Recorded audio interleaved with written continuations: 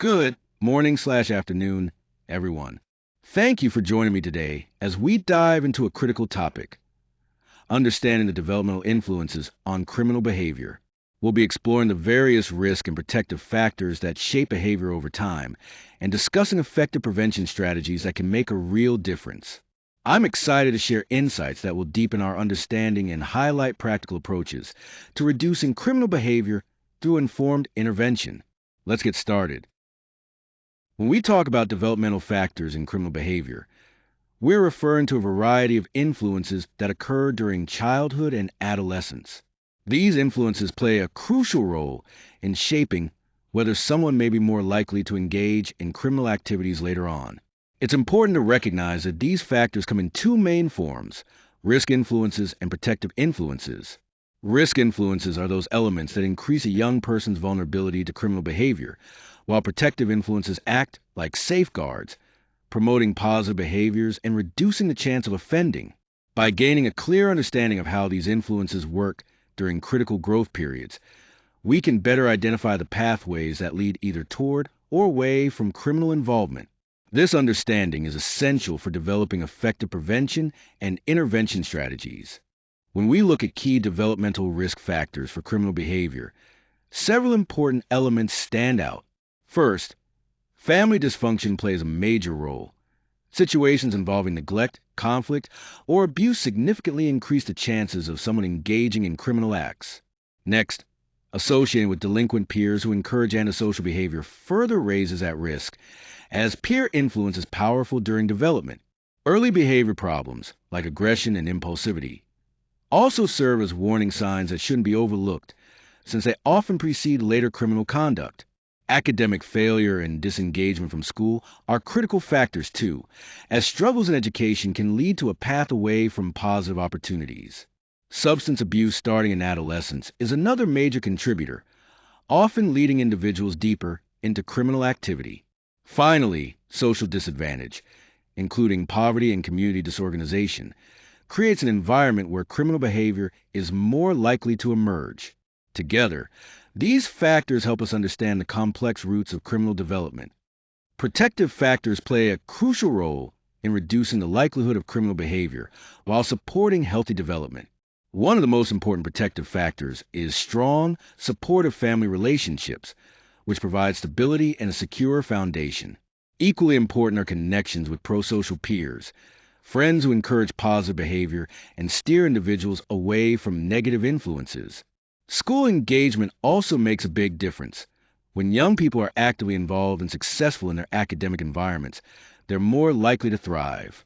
Developing emotional regulation skills is essential too, as it helps individuals manage stress and respond to challenges in a constructive way. Finally, positive self-esteem builds resilience and confidence, while involvement in community activities strengthens social support networks, creating a protective circle that fosters overall well-being. When we talk about risk and protective factors, it's important to remember they don't operate separately.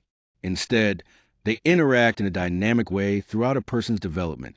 Protective factors play a crucial role because they can actually reduce or buffer the negative effects of risk factors. This happens through things like building resilience or enhancing coping skills.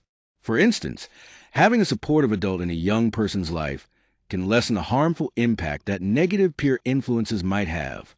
Recognizing how these factors work together is key for designing effective prevention strategies, helping us identify the best points to intervene and support positive outcomes.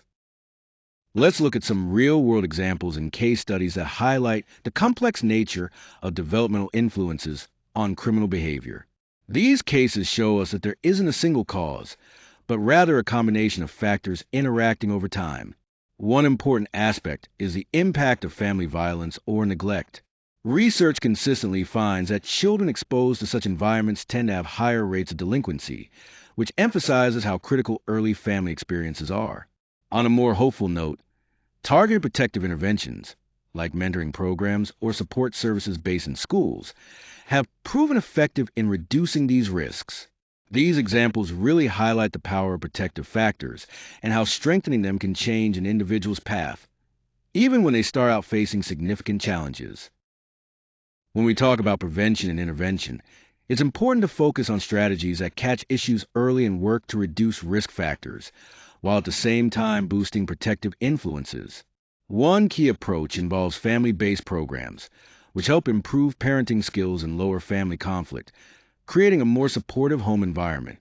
In schools, initiatives that encourage student engagement and academic success play a crucial role, complemented by community support services that help young people build positive social connections.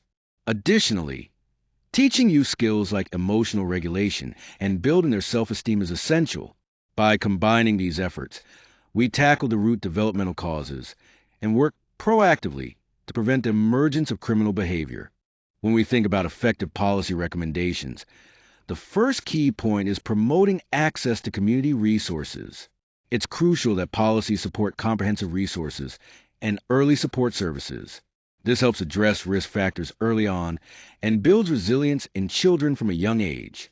Next, we need to focus on funding programs that are multifaceted. These programs should target not just one area, but involve families, school, and peer environments to create a well-rounded support system. Another important recommendation is ensuring early intervention services for children and families who are at risk. Identifying and addressing issues early can prevent more serious problems down the line. Finally, we emphasize the importance of cross-sector collaboration. Coordination among education, social services, and justice systems is vital. Alongside this, prevention through social and economic policies that reduce disadvantage plays a big role in creating lasting positive outcomes. This holistic approach is key to fostering healthier communities. Understanding developmental risk and protective factors is crucial because it helps us create prevention and intervention strategies that actually work to reduce criminal behavior. It's not just about identifying risks, but also about recognizing protective influences that can help steer people away from negative paths. By appreciating how these factors interact and influence each other, we can develop target approaches that interrupt harmful patterns early on and support positive growth. Ultimately, these informed strategies are key to achieving long-term reductions in crime and improving the overall well-being of our communities.